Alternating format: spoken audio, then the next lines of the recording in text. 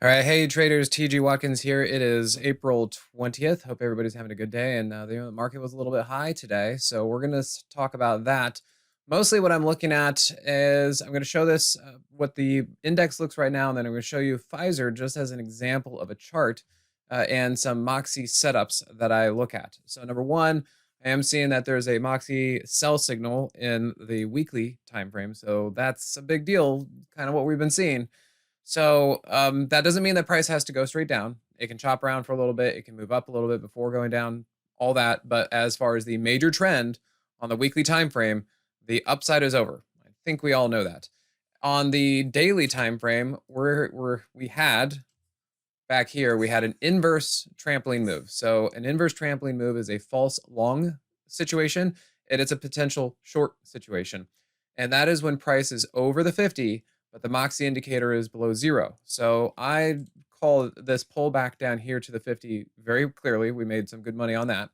And then here we still have price over the 50, but the Moxie indicator is below zero. Now that can change if it really wants to go up. It can kind of fix itself.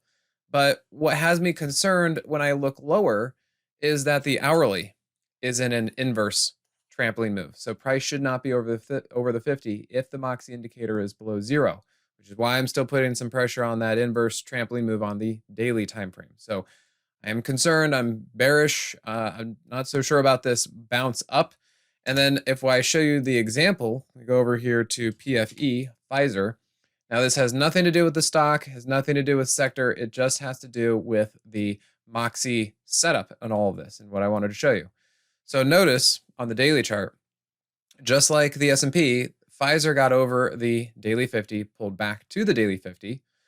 So I was this makes sense, that pull back to the daily 50 because the Moxie indicator was below zero, just like the S&P. And then it had a little bounce, like I said, there could be for the S&P. And with this bounce, you can see then got sold into really hard. And the reason, and I was actually watching this, some of our traders made money off that bounce, but it was a quick trade.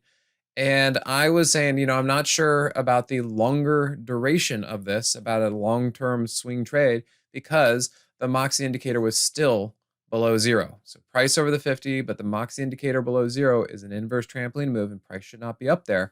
And that worked out back again to the downside. So this little bounce up here on the hourly chart was basically a false move. And you could see there was a higher high, nearly a double top.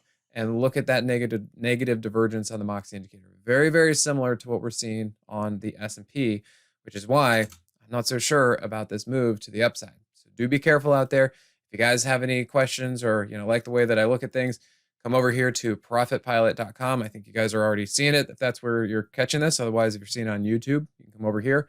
And that's where you can find out more information about me if you click on services. So thanks again, guys, and I'll see you at the next one.